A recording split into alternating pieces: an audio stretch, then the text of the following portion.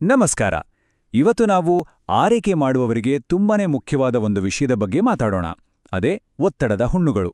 ಅವುಗಳನ್ನು ಹೇಗೆ ಅರ್ಥ ಮಾಡಿಕೊಳ್ಳೋದು ಮತ್ತು ಅದಕ್ಕಿಂತ ಮುಖ್ಯವಾಗಿ ಅವು ಬರದ ಹಾಗೆ ಹೇಗೆ ತಡೆಯೋದು ಅಂತ ನೋಡೋಣ.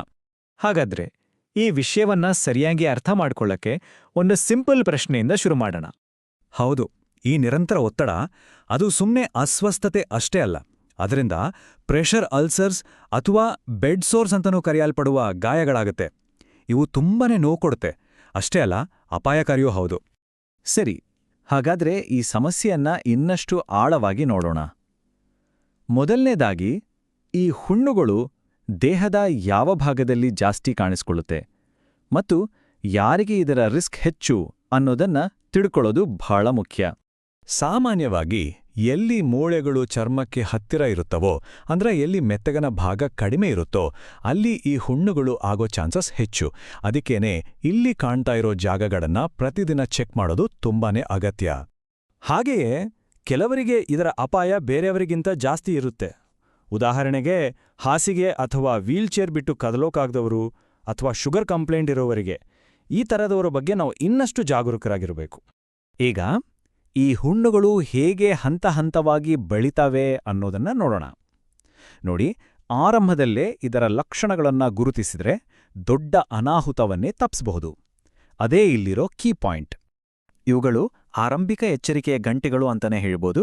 ಚರ್ಮ ಕೆಂಪಾಗೋದು, ಸ್ವಲ್ಪ ನೋವು ಕಾಣಿಸ್ಕೊಳ್ಳೋದು, ಈ ಸಣ್ಣ ಸಣ್ಣ ಬದಲಾವಣೆಗಳನ್ನ ನಾವು ನಿರ್ಲಕ್ಷ್ಯ ಮಾಡಬಾರ್ದು.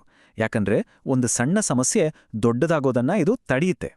ಈ ಒತ್ತಡದ ಹುಣ್ಣುಗಳಲ್ಲಿ ಒಟ್ಟು 4 ಹಂತಗಳಿವೆ. ಮೊದಲನೇ ಹಂತದಲ್ಲಿ ಚರ್ಮ ಬರೀ ಕೆಂಪಾಗಿರುತ್ತೆ ಅಷ್ಟೇ. ಆದರೆ 4ನೇ ಹಂತಕ್ಕೆ ಬರುವಷ್ಟರಲ್ಲಿ ಆ ಗಾಯ, ಸ್ನಾಯು ಅಷ್ಟೇ ಏಕೆ ಮೂಳೆಯವರೆಗೂ ತಲುಪಿಬಿಡ್ಬೋದು. ಇದರಿಂದ ಗಂಭೀರವಾದ ಇನ್ಫೆಕ್ಷನ್ ಆಗೋ ಸಾಧ್ಯತೆ ಇರುತ್ತೆ. ಸರಿ, ಇಲ್ಲಿಯವರೆಗೂ ಸಮಸ್ಯೆ ಬಗ್ಗೆ ನೋಡಿದ್ವಿ. ಈಗ ಅತ್ಯಂತ ಮುಖ್ಯವಾದ ಭಾಗಕ್ಕೆ ಬರೋಣ, ಅದೇ ತಡೆಗಟ್ಟುವಿಕೆ. ಈ ಹುಣ್ಣುಗಳು ಬರದ ಹಾಗೆ ತಡೆಯೋದು ಹೇಗೆ? ನಮ್ಮ ಕೈಯಲ್ಲಿರೋ ಉಪಾಯಗಳೇನು? ಒಂದೇ ಒಂದು ಸಂಖ್ಯೆಯನ್ನ ನೆನ್ಪಿಟ್ಕೊಳ್ಬೇಕು ಅಂದ್ರೆ ಅದು ಇದೇ. ಯಾಕಂದ್ರೆ ಇದು ಅತ್ಯಂತ ಪ್ರಮುಖವಾದ ತಡೆಗಟ್ಟುವ ಕ್ರಮವನ್ನ ಸೂಚಿಸುತ್ತೆ. ಆ ಸಂಖ್ಯೆ ಅಂದ್ರೆ ಗಂಟೆಗಳು. ಹೌದು, ಹಾಸಿಗೆಯಲ್ಲಿ ಮಲಗಿದ್ರೆ ಪ್ರತಿ 2 ಗಂಟೆಗೊಮ್ಮೆ ಮತ್ತೆ ಕುರ್ಚಿಯಲ್ಲಿ ಕೂತಿದ್ರೆ ಆಗಾಗ ಅವರ ಪೊಸಿಷನ್ ಅನ್ನ ಬದಲಾಯಿಸ್ತಾ ಇರಬೇಕು. ಇದೇ ತಡೆಗಟ್ಟುವಿಕೆಯ ಮೂಲಮಂತ್ರ. ಪೊಸಿಷನ್ ಚೇಂಜ್ ಮಾಡೋದರ ಜೊತೆಗೆ ಪ್ರತಿದಿನದ ಚರ್ಮದ ಆರೈಕೆ ಕೂಡ ಒಂದು ರಕ್ಷಾ ಕವಚದ ಹಾಗೆ ಕೆಲಸ ಮಾಡುತ್ತೆ.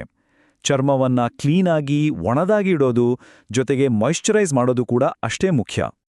ಇನ್ನೊಂದು ಇಂಟ್ರೆಸ್ಟಿಂಗ್ ವಿಷಯ ಅಂದ್ರೆ, ನಮ್ಮ ಆಹಾರ ಕೂಡ ಚರ್ಮದ ಆರೋಗ್ಯದ ಮೇಲೆ ದೊಡ್ಡ ಪರಿಣಾಮ ಬೀರುತ್ತೆ. ಪ್ರೋಟೀನ್, ವಿಟಮಿನ್ ಸಿ, ಜಿಂಕ್ ಇರೋ ಆಹಾರಗಳು ಚರ್ಮವನ್ನ ಒಳಗಿನಿಂದ ಗಟ್ಟಿ ಮಾಡುತ್ತೆ. ಗಾಯಗಳಾಗಿದ್ರೆ ಬೇಗ ಮಾಯೋಕೆ ಸಹಾಯ ಮಾಡುತ್ತೆ. ಸೊ ಒಳ್ಳೆ ಊಟ ಬಹಳ ಮುಖ್ಯ. ಒಂದ್ ವೇಳೆ ನಾವು ಇಷ್ಟೆಲ್ಲ ಪ್ರಯತ್ನಪಟ್ರೂ ಹುಣ್ಣು ಕಾಣಿಸ್ಕೊಂಡ್ರೆ ಆಗೇನ್ ಮಾಡ್ಬೇಕು? ಭಯ ಪಡ್ಬೇಕಾಗಿಲ್ಲ. ಆರೈಕೆದಾರರು ಏನ್ ಮಾಡ್ಬೇಕು ಅನ್ನೋದಕ್ಕೆ ಇಲ್ಲಿದೆ ಒಂದು ಕ್ಲಿಯರ್ ಪ್ಲಾನ್. ಏನು ಮಾಡ್ಬೇಕು ಅಂತ ಗೊತ್ತಿರೋದು ಎಷ್ಟು ಮುಖ್ಯವೋ, ಏನು ಮಾಡಬಾರ್ದು ಅಂತ ಗೊತ್ತಿರೋದು ಅದಕ್ಕಿಂತ ಮುಖ್ಯ. ಉದಾಹರಣೆಗೆ ನೋಡಿ, ಕೆಂಪಾಗಿರೋ ಜಾಗವನ್ನ ಮಸಾಜ್ ಮಾಡೋದು. ಇದನ್ನ ಖಂಡಿತ ಮಾಡಲೇಬಾರ್ದು. ಯಾಕಂದ್ರೆ ಇದರಿಂದ ಚರ್ಮದ ಒಳಭಾಗಕ್ಕೆ ಇನ್ನಷ್ಟು ಹಾನಿಯಾಗುತ್ತೆ. ಇಲ್ಲಿರೋ ಯಾವುದೇ ಲಕ್ಷಣಗಳು ಕಂಡ್ರೆ ದಯವಿಟ್ಟು ಒಂದು ಕ್ಷಣನೂ ತಡ ಮಾಡಬೇಡಿ. ಇವು ತಕ್ಷಣ ಡಾಕ್ಟರ್ ಹತ್ರ ಹೋಗ್ಬೇಕು ಅನ್ನೋದರ ಸ್ಪಷ್ಟ ಸೂಚನೆಗಳು. ಬೇಗ ಚಿಕಿತ್ಸೆ ಸಿಕ್ಕರೆ ದೊಡ್ಡ ತೊಂದರೆಯನ್ನ ತಪ್ಪಿಸ್ಬೋದು. ಸರಿ, ಇಷ್ಟೊತ್ತು ನಾವು ಚರ್ಚೆ ಮಾಡಿದ ಎಲ್ಲವನ್ನು ಒಟ್ಟು ಸೇರಿಸಿ ಅತೀ ಮುಖ್ಯವಾದ ಅಂಶಗಳನ್ನ ಮತ್ತೊಮ್ಮೆ ನೆನ್ಪು ಮಾಡ್ಕೊಳ್ಳೋಣ. ಇವುಗಳನ್ನ ನೆನ್ಪಲ್ಲಿಟ್ಕೊಳ್ಳೋದು ತುಂಬಾನೇ ಮುಖ್ಯ. ಈ ಒತ್ತಡದ ಹುಣ್ಣುಗಳ ವಿರುದ್ಧ ನಮ್ಮ ರಕ್ಷಣೆ ನಿಂತಿರೋದೇ ಈ 4 ಕಂಬಗಳ ಮೇಲೆ. ಆಗಾಗ ಪೊಸಿಷನ್ ಚೇಂಜ್ ಮಾಡೋದು, ಚರ್ಮದ ಕಾಳಜಿ, ಒಳ್ಳೆ ಊಟ ಮತ್ತು ಸರಿಯಾದ ಸಮಯಕ್ಕೆ ವೈದ್ಯಕೀಯ ಸಹಾಯ. ಇವುಗಳಲ್ಲಿ ಒಂದನ್ನ ಮರ್ತ್ರೂ ರಕ್ಷಣೆ ವೀಕ್ ಆಗುತ್ತೆ. ಕೊನೆಯದಾಗಿ ಒಂದು ಮಾತನ್ನ ನೆನ್ಪಿಡಿ. ಆರಂಭದಲ್ಲೇ ಗುರುತಿಸಿದರೆ ಜೀವ ಮತ್ತು ಚರ್ಮ ಎರಡನ್ನೂ ಉಳಿಸಬಹುದು. ಆರೈಕೆ ಮಾಡುವವರ ಜಾಗರೂಕತೆ ಮತ್ತು ಪ್ರೀತಿಯ ಕಾಳಜಿಯೇ ತಮ್ಮವರಿಗೆ ನೀಡಬಹುದಾದ ಅತಿದೊಡ್ಡ ರಕ್ಷಣೆ. ತಮ್ಮವರ ಮೇಲಿನ ಒಂದು ಸಣ್ಣ ಗಮನ ದೊಡ್ಡ ಬದಲಾವಣೆಯನ್ನ ತರಬಲ್ಲದು. ಧನ್ಯವಾದಗಳು.